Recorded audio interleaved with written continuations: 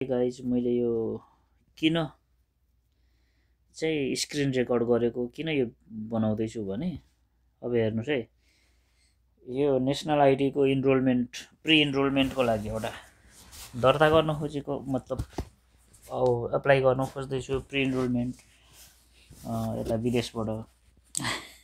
अब कुरा के छ भने यहाँ क्यानट कन्टिन्यू भन्छ होइन, the year range should be in 1970 देखि 2079 BS विक्रम सम्मत 1970 देखि 2079 त छैन भएको, त्यही पनि अहिले त हाम्रो 2082 चलिरहेछ होइन।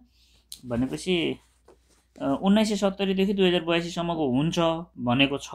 अब जबकि मेरो जन्ममिति यहाँ तपाईँले देख्नुहुन्छ 2047 8 महिना 12 गते छ, र पनि यसले लिइराखेको छैन है। के खालको कस्तो अचम्मको होम पेज बनाएको हो, वा व्यक्तिले गर्न नमिल्ने त्यही भएर यस्तो भइरहेछ कि दललाई नै गराउनु पर्ने हो कि के होला त, यो अचम्म छ। अब हेरौँ है, फेरि रिपिट गरौँ। अब यहाँ म हाल्छु मेरो जन्ममिति, फेरि हेर्नुहोस् है त, फेरि गर्दाखेरि 202047।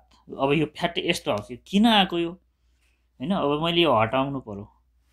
के होम पेज बनाएको यो, वा ल्यापटप यो के अरे ट्याब्लेटबाट नहुने के अरे कम्प्युटरमै डेस्कटप नै जाने हो भने अहिले डेस्कटप पनि ट्राई गर्छु म। तर मैले अस्ति डेस्कटपबाट पनि ट्राई गरेको भएन, फेरि पनि गरिहेर्छु डेस्कटपबाट।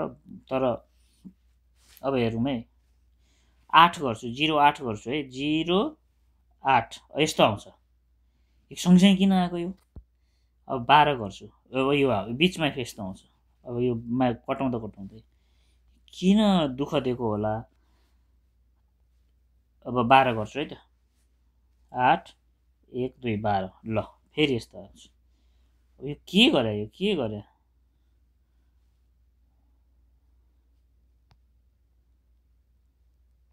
अब म यो डिलिट गरिहेरौँ। अब कन्टिन्यू नेक्स्ट गरौँ है त।